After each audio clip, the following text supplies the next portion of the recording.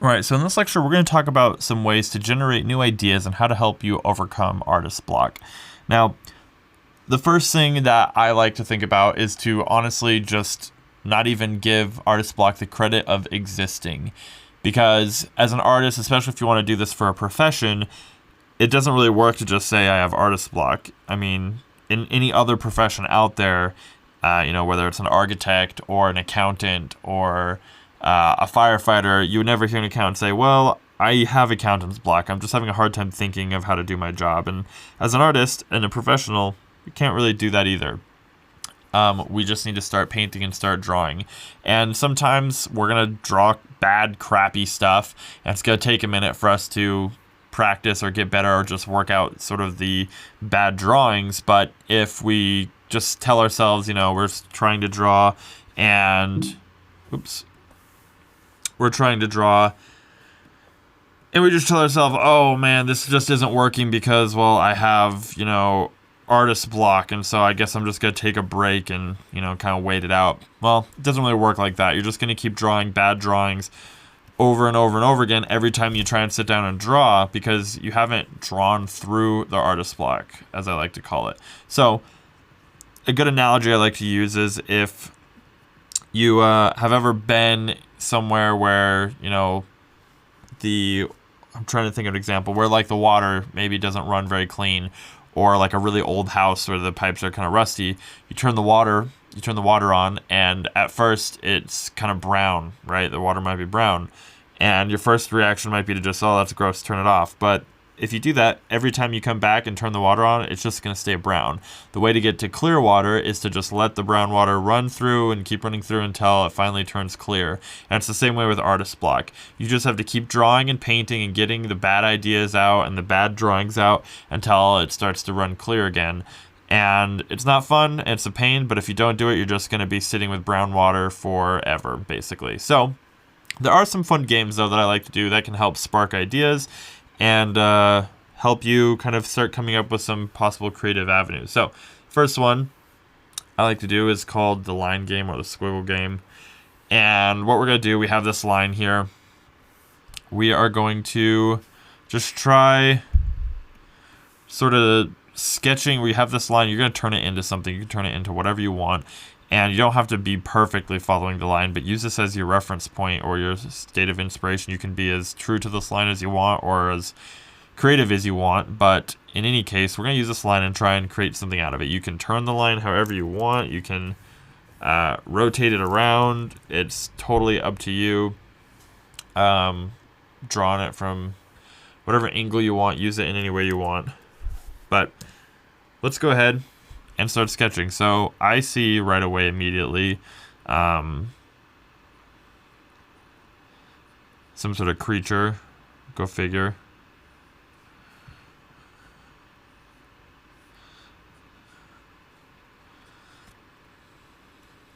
And so that's what I'm going to start out with.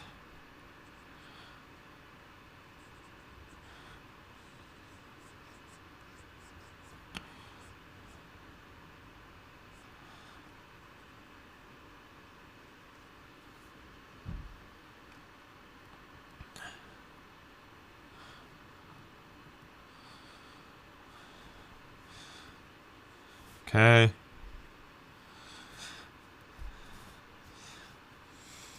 Just using this line here as like a little silhouette for the idea I'm coming up with here.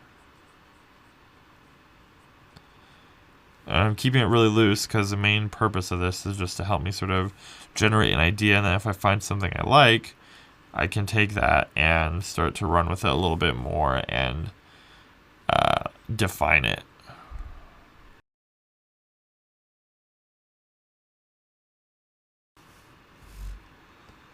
Alright, and there we go. Just like a quick sketch using just that line to kind of help us generate some sort of an idea.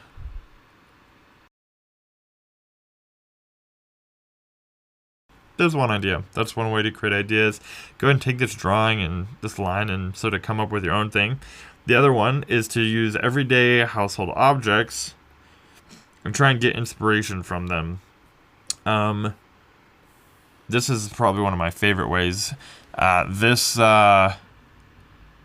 This method is something that some of the concept artists who worked on Star Wars use. In fact, General Grievous from Star Wars Episode 3, his head design came from one of the artists. He was sitting in the bathroom at work, and he saw a cleaning spray bottle, and the head of that spray bottle looked like sort of like a robot face, and that's what he turned into General Grievous's head.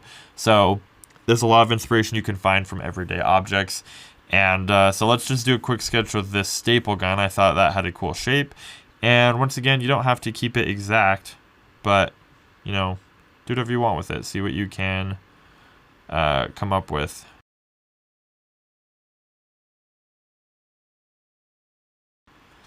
All right, and then for this lever, I want this to be a big old sort of tongue thing.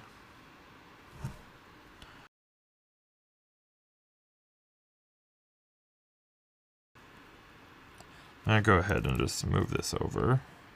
I have a little bit more room. And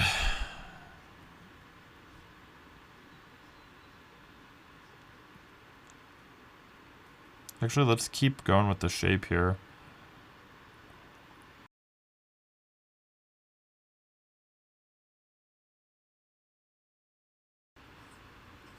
All right, there we go. And just like that, you can see we were able to come up with a completely new creature idea from nothing.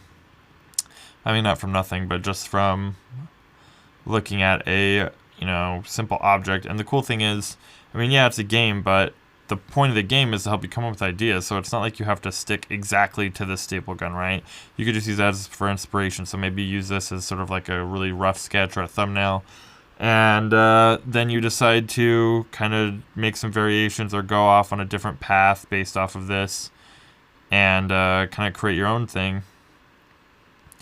Then, I mean, who knows what you could come up with, right? You could come up with all sorts of interesting and unique ideas just from kind of using everyday objects. Another thing you can use as well would be you could do clouds, you know, go outside, take a picture of a cloud, see what you can find that, or, you know, it doesn't have to be things in your house. It could be things outside, just around you, you know, in the world around you as you kind of go about your life. Or another one that I think is fun to do is you can find random animal generators online, and to go on there and randomly find two animals and kind of mix them together, come up with a new sort of unique idea of two animals that have kind of been smashed together. So anyways, if you're feeling like you're stuck, just keep drawing, keep pushing through it. Try some of these different games or different things to try and get you out of it, just to sort of warm up. And the more that you just kind of sit and wait for it to pass, the more it's just going to settle in and stay for the long haul until eventually when you go to draw again, you're going to feel like you don't know how to draw and like you lost all this stuff. And you can get it back. I mean, after you draw for a little bit, it'll start coming back to you. But it's better to not just have to not wait for that to happen in the first place and just stay fresh from the beginning. So anyways, that is it for this lecture, and I'll see you guys in the next one.